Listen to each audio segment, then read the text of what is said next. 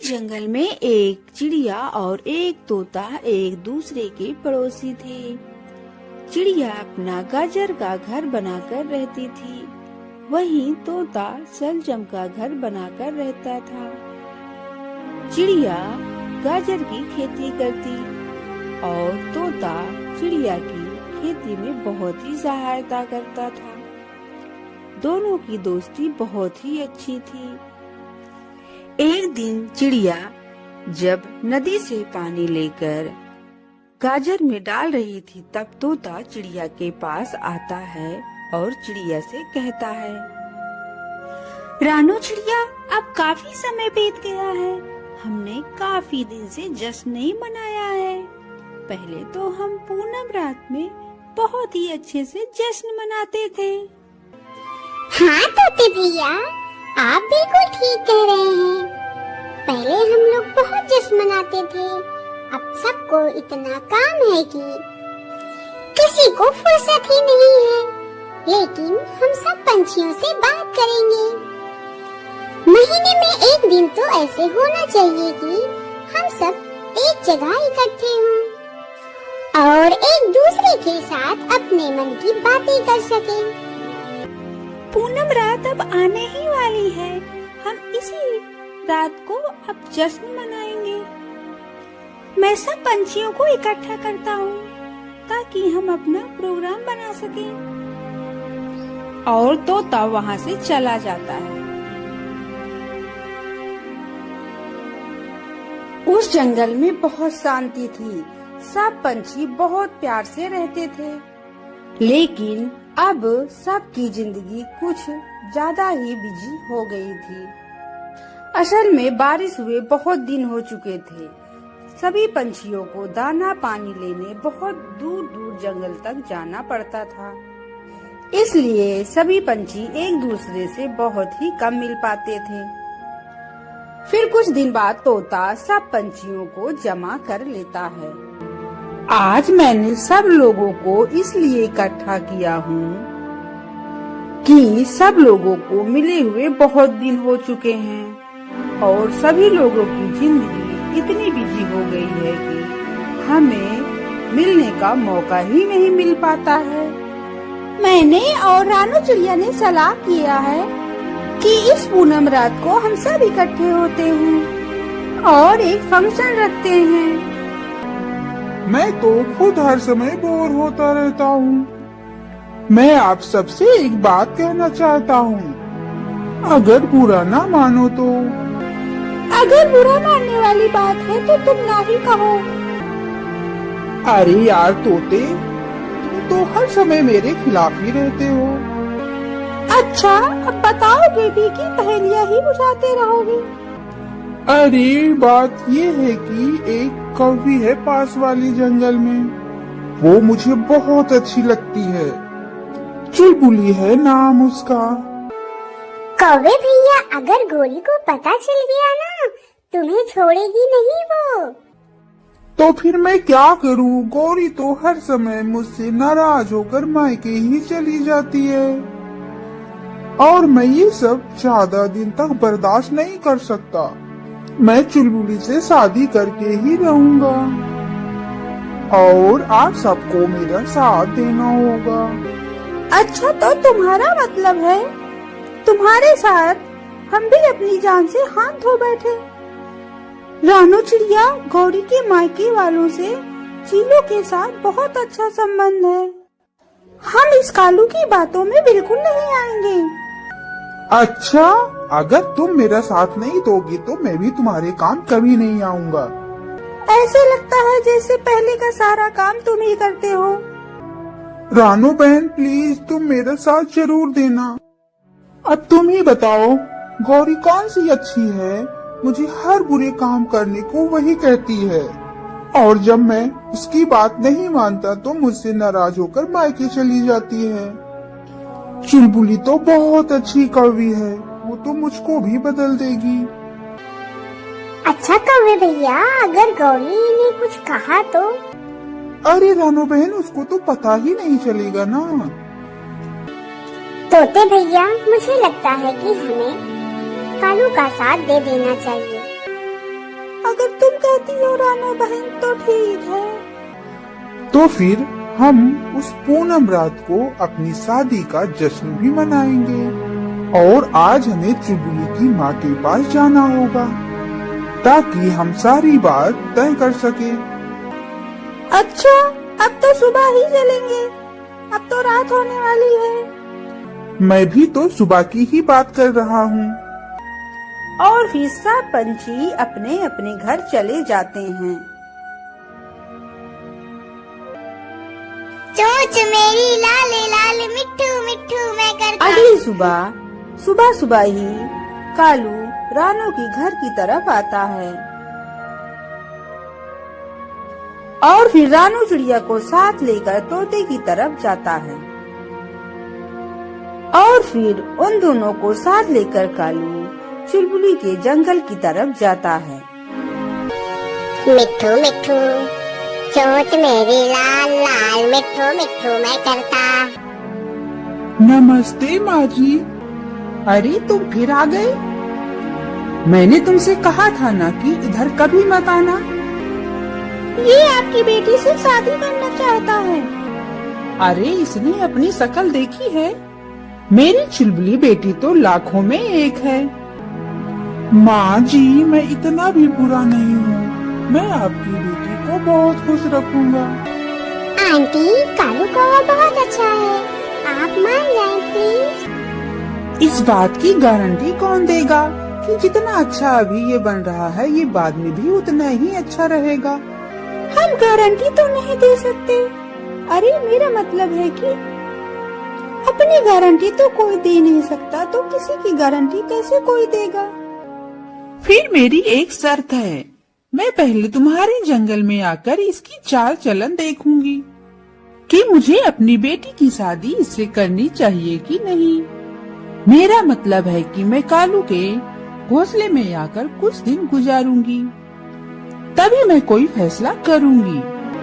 जी aunty, हमें स्वीकार है आपकी शर्त। और फिर वो तीनों वहाँ से वापस आ जाते हैं।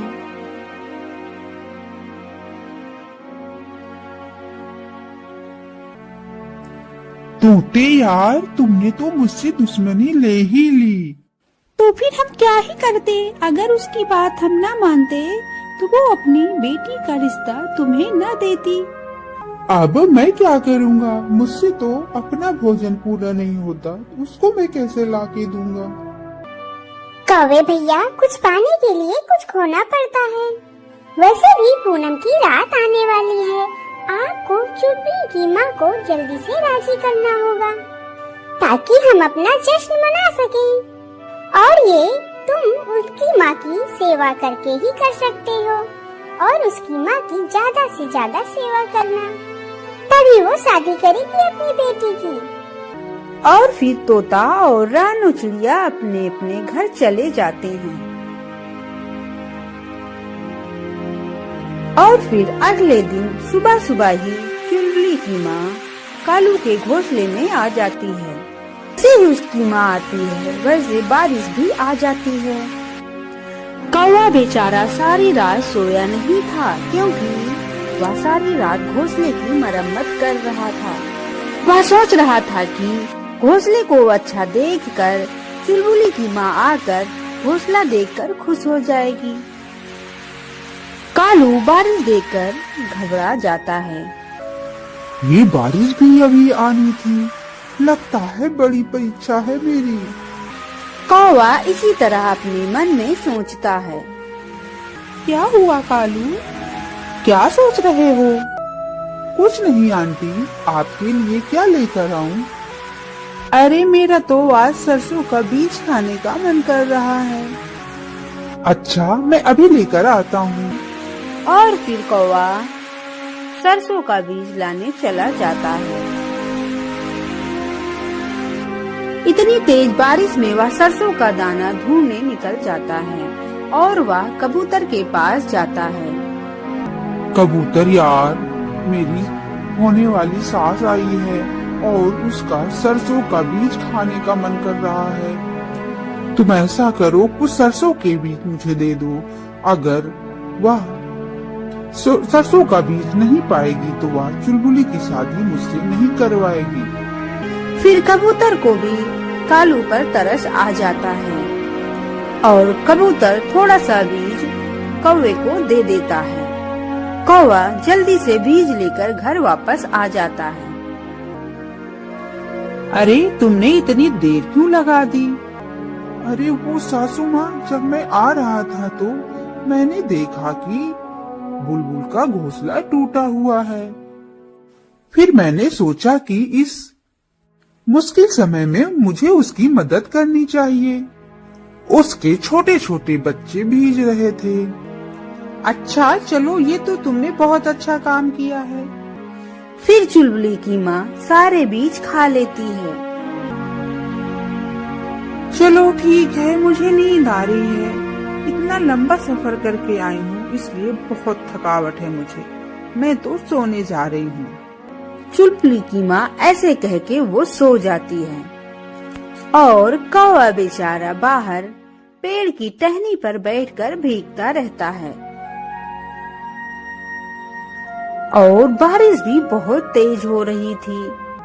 कितना मजा आता था बारिश के दिनों में बाकी पंछियों से मांगकर पेट पूजा करने में, और सारा दिन सोता रहता था। लेकिन इस बुढ़िया ने तो सारा काम ही खराब कर दिया। लेकिन मुझे ये बर्दाश्त करना होगा चुलबुली के लिए। शाम हो चुकी थी, बारिश भी अब रुक गई थी। अरे ये बुढ़िया तो ऐसे सो रही है जैसे कभी जिंदगी में सोई ही ना हो। कौवा ऐसा सोच ही रहा था कि चुलबुली की माँ उठ जाती है। सासू माँ, कैसी नींद आई आपको? अरे वो आज नई जगह थी ना, इसलिए रात में बार बार नींद खुल जा रही थी। अच्छा, मुझे अब भूख लग रही है, कुछ लाए हो मेरे लिए? जी जी आंटी जी, ये सेब लाया हूँ। ये लीजिए, खा लीजिए।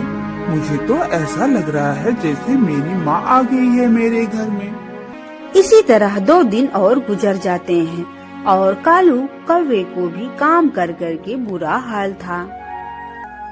अच्छा, आज मैं जा रही हूँ और मुझे ये रिश्ता मंजूर है। ये सुनकर कालू कौवे तो खुशी का ठिकाना ही न था। आंटी जी, हम इस पूनम रात में ही कालू कौवे की शादी करना चाहते हैं। आप अपनी बेटी को लेकर आ जाना। अच्छा, मैं आ जाऊंगी।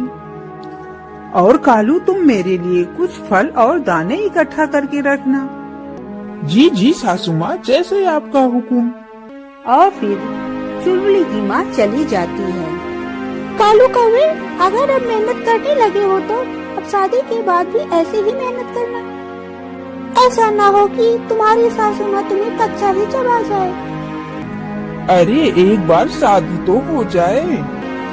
ऐसे फिर एक दिन पूनम की रात आ जाती है। कालू तो आज बहुत खुश था। फिर चुलबुली और उसकी माँ भी वहाँ आ जाती है और जैसे फंक्शन शुरू होने लगता है वैसे गौरी कौवे भी वहाँ आ जाती है। ये क्या हो रहा है? अरे तुम ये दूल्हे की तरह सच्चे क्यों बैठे हो?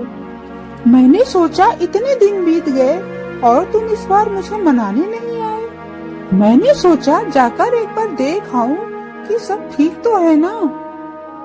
और तुम्हें कैसे पता चला कि मैं आज ही आने वाली हूँ, जो इतना सज धज के बैठे हो? कौन है ये? ये सब देखकर तो तोते की हंसी ही नहीं रुक रही थी। मैं पत्नी हूँ इसकी। क्या? कालू, ये क्या कह रही है? तुमने हमें धोखा दिया है। तुम मेरी मासूम बच्ची को फंसाने में लगे थे। ये कहकर चुलबुली की माँ कालू कौवे को 2-3 चोंचे मारकर वहाँ से चली जाती है। उसके बाद गौरी कौवी कालू कौवे के पीछे पीछे। गौरी कौवी, मुझे माफ कर दो। गौरी कौवी के तो आंखों में गुस्सा ही गुस्सा था। यह सब देखकर सारे पंछी हंसने लगते हैं। मेरे प्यारे दोस्तों, इस वीडियो को लाइक और अपने दोस्तों के साथ शेयर और सब्सक्राइब करना बिल्कुल मत भूलिएगा। आपका धन्यवाद।